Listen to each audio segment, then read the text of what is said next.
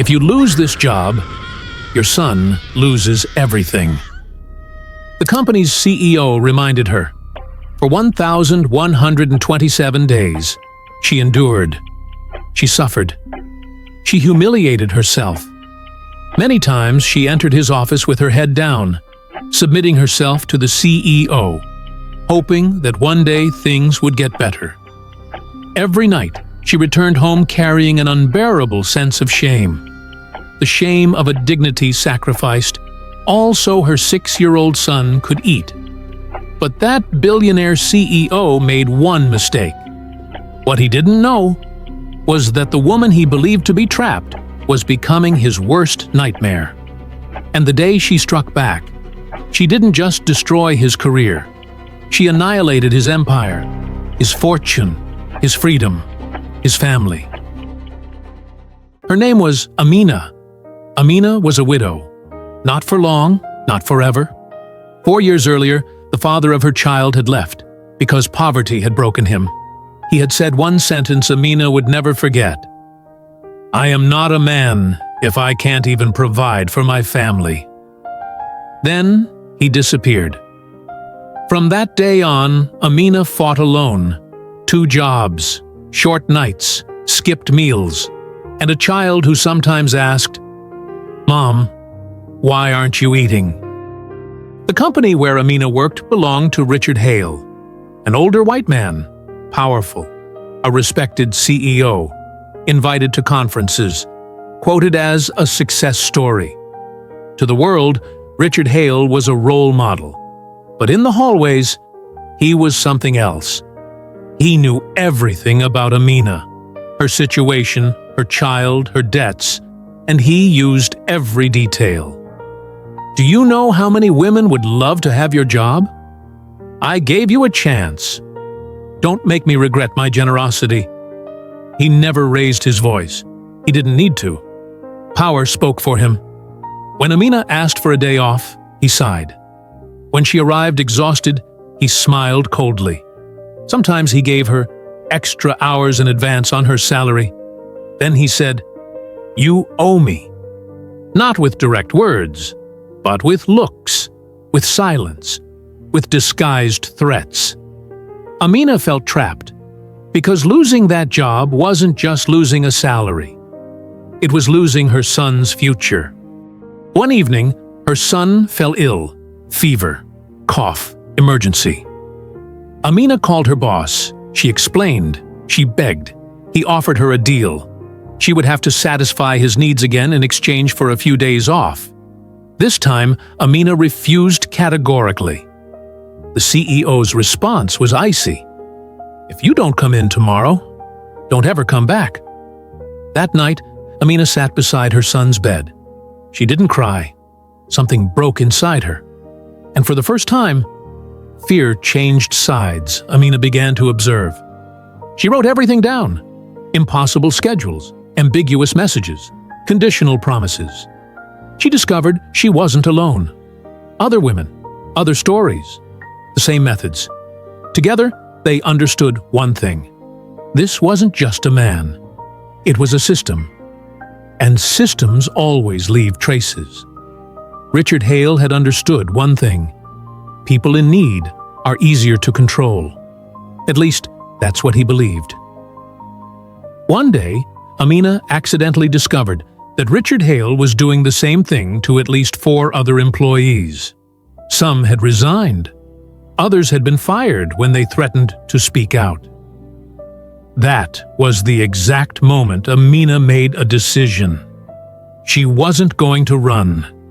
She wasn't going to complain. She was going to destroy this man. For 3 months, Amina became the perfect employee, smiling, obedient. But every conversation was recorded, every email saved, every witness identified. She also discovered something massive while digging through accounting files.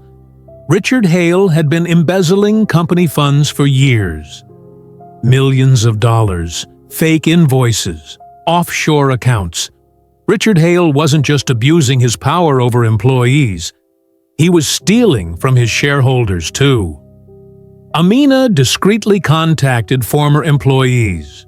She didn't reveal her plan, but she collected their testimonies and evidence.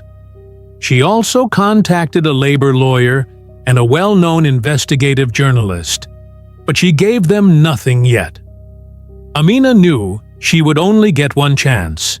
If she failed, Richard Hale would use all his connections, all his lawyers, to crush her. So she prepared a military-level strategy. Richard Hale, growing more confident, became careless. During a business trip, he made an explicit and inappropriate proposal to Amina. That night, Richard Hale thought he had won. He offered Amina a promotion in exchange for, you understand. What he didn't know was that the entire conversation was recorded on video. With his consent captured through the hotel's security system she had strategically chosen. On a Monday morning, everything exploded simultaneously. 9 a.m. A collective email was sent to the board of directors with all the evidence of embezzlement. Detailed accounting reports, bank records, everything.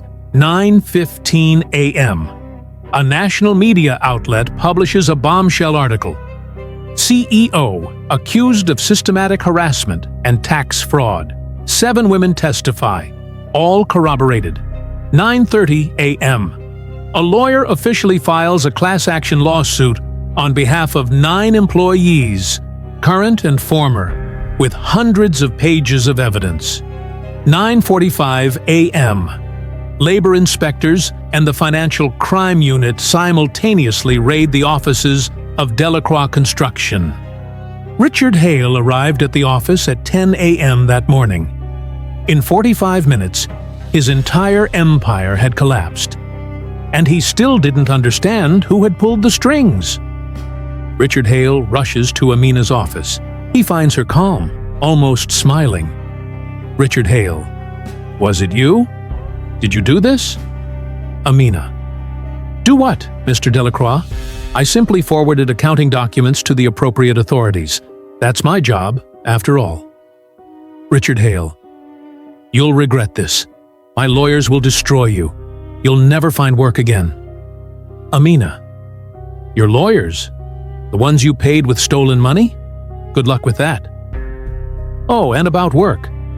I've already received 3 job offers this morning. Apparently, exposing fraud looks very good on a resume." In that moment, Richard Hale understood. He wasn't facing a victim. He was facing someone who had outplayed him on every level. For Richard Hale, immediate dismissal, criminal charges for tax fraud, 6 years in prison, harassment lawsuits with massive damages, seizure of all assets to repay stolen funds, lifetime ban from managing any company, public reputation destroyed. For Amina, substantial court compensation, job offer as director of compliance in a major corporation, salary tripled, became a public figure defending workers' rights. Revenge isn't always explosive.